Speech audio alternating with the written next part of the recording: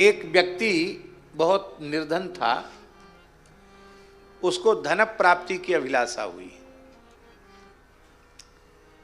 तो एक महात्मा जी के पास पहुंच गया। बोले महाराज कोई मंत्र जंत्र तंत्र कुछ बता दो कि हमारे पास भी 2 पैसा आवे।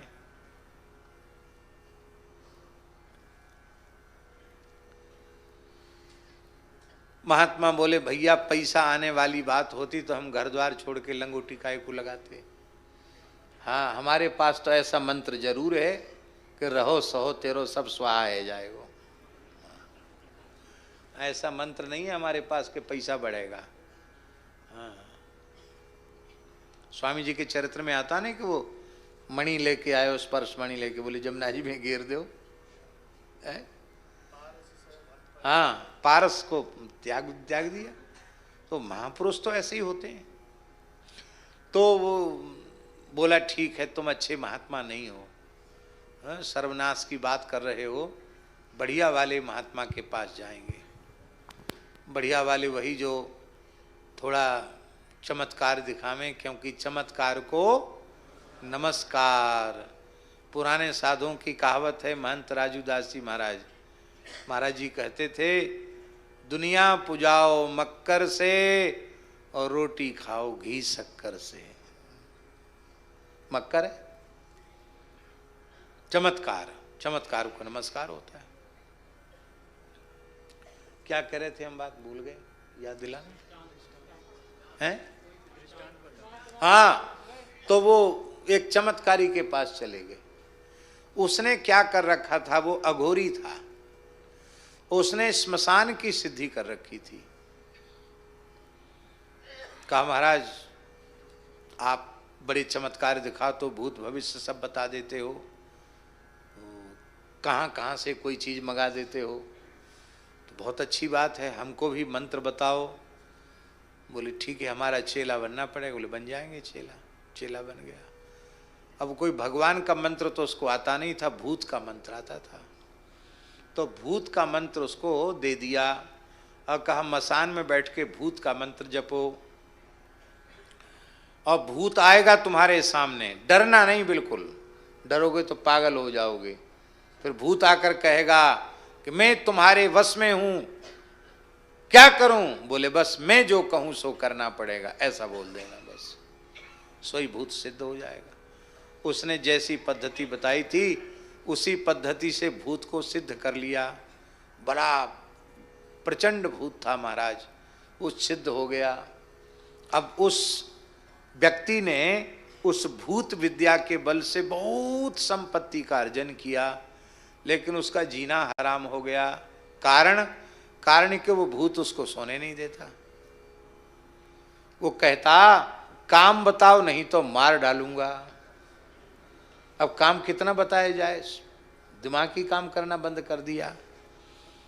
काम बताओ नहीं तो मार डालूंगा। अब भूत तो भूत ठहरा, घंटों का काम मिनटों में, मिनटों का काम सेकंडों में कर दे। अब तो उसने कहा कि खाना सोना पीना सब दूभर हो गया, अब तो मैं बिना मौत मर रहा हूं।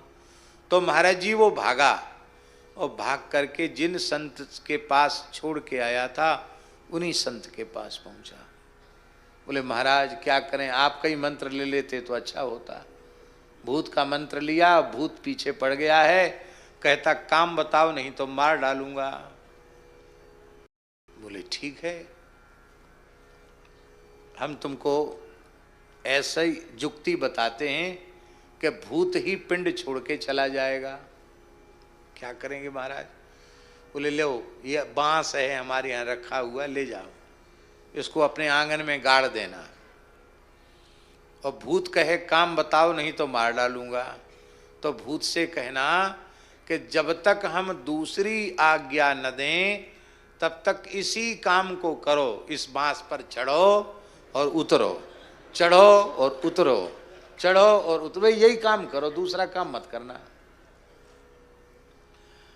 अब भूत चढ़ने उतरने लग गया। उसने सोचा भूत ने कि अब ये दूसरी आज्ञा मुझे भूल के भी देने वाला नहीं, ये तो बस इसी काम में लगा दिया, मैं कब तक चढ़ूंगा उतरूंगा। अंत में उस साधक को भूत पिंड छोड़ के भाग गया।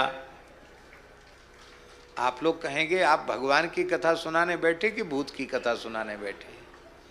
भैया, ये जीवों को शरीर संसार से विरक्त कराने वाले जो महात्मा हैं वो वस्तुतः सच्चे संत और सद्गुरु हैं।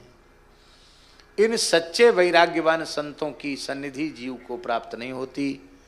वो इन संसार के अघोरी विषयी जीव, अघोरी गंदे विषयी जीव, मरे हुए की संपत्ति को भोगने वाले सब अघोरी तो हैं विषयी जीव, इनके पास जाता है और वो कहते हैं कि हमको मंत्र दो।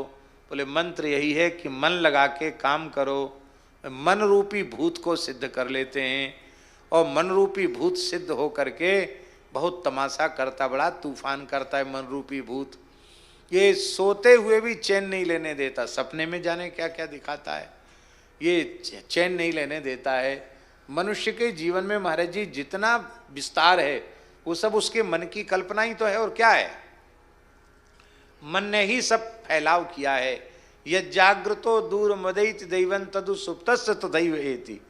जीत जागृत अवस्था में तो कहीं से कहीं भटकाता ही है, स्वप्नावस्था में भी सुप्तस्य तथैव एति, सोए हुए व्यक्ति को भी कहीं से कहीं ले जाता है ये मन। इस मन रूपी भूत को सिद्ध कर लिया। अब मन लगाकर संसार के भोगों को, विषयों का संग्रह किया। जितना विस्तार होता चला गया उतनी अशांति बढ़ती चली गई। अब अशांत हो गया। हमने तो एक जगह का नाम नहीं बताएंगे, बड़े शहर में किसी अमीर के घर में, बहुत बड़े अमीर के घर में रुकने का अवसर मिला। तो शौचालय में तो जाना ही पड़ता सबको एक बार। तो गए वहाँ देखा टेलीफोन लगा हुआ है, वहाँ पढ़ने की पुस्तकें रखी हुई हैं, इतनी अच्छी सजावट, इतनी खुशबू आ रही। वहाँ महाराज कोई गांव को आदमी हो तो कहे भैया ये तो भजन करवी की जगह है, ऐसी महाराज सुंदर बढ़िया खुशबू आ रही उसमें। नीचे ना कहीं पानी का, सब बढ़िया गलीचा बिछे हुए हैं सुंदर। तो अपने राम तो सब क्रिया करके आए, स्नान ध्यान करके आए। बाद में बड़ा आश्चर्य हुआ कि पहली बार ऐसा देखा कि इतना पुस्तक रखने पढ़ने के लिए रखी हुई है, टेलीफोन लगा हुआ है, ये क्या बात है। मोबाइल चार्ज करने की भी जगह रखी हुई है। तो हमने उन्हीं से कहा कि आपको बुरा तो नहीं लगेगा हम कुछ बात पूछें? यहाँ जगह रखने की नहीं थी क्या, इसलिए वहाँ रखा गया? अरे बोले महाराज आपको पता नहीं है, इतनी फुर्सत हम लोगों को नहीं मिलती है। जगह कहीं बात करना होता तो वहीं से बात कर लेते हैं, और फिर पेट साफ नहीं होता तो थोड़ी देर वहीं पढ़ लेते हैं, अखबार भी वहीं पढ़ लेते हैं। ये हालत हो गई। बताइए, आदमी इतना अशांत हो गया कि मलमूत्र के त्याग के समय भी उसको चैन नहीं है। कितनी विचित्र बात है, जहाँ कितनी मर्यादा से मलमूत्र त्याग की बात हमारे शास्त्रों में लिखी है। यही है मन रूपी भूत का पीछे पड़ना। तब फिर पुनः इन विषयी अघोरी जीवों से विमुख होकर के जीव सच्चे रसिक संतों की, गुरुओं की शरण में जाता है। तो वे संत सद्गुरु क्या करते हैं, एक बांस दे देते हैं। ये बांस और कोई नहीं है, ये श्री ठाकुर जी का ध्यान रूपी बांस है। और मन रूपी भूत को कहते हैं कि अब तुम चरण से लेके मुखारविंद तक और मुखारविंद से लेके चरणों तक यही चढ़ो उतरो, चढ़ो उतरो, यही में लगे रहो, दूसरों काम अब तुम्हें नहीं मिलेगो। थोड़ी देर में मन का भूत उतर जाता है और मन श्री भगवान में विलीन हो जाता है। और जब भगवान में मन विलीन हो जाता है तो मरने के बाद मुक्ति नहीं, जीते जी मुक्ति हो जाती है। राम कृष्ण की प्यारी गैया सारे जग की माता है।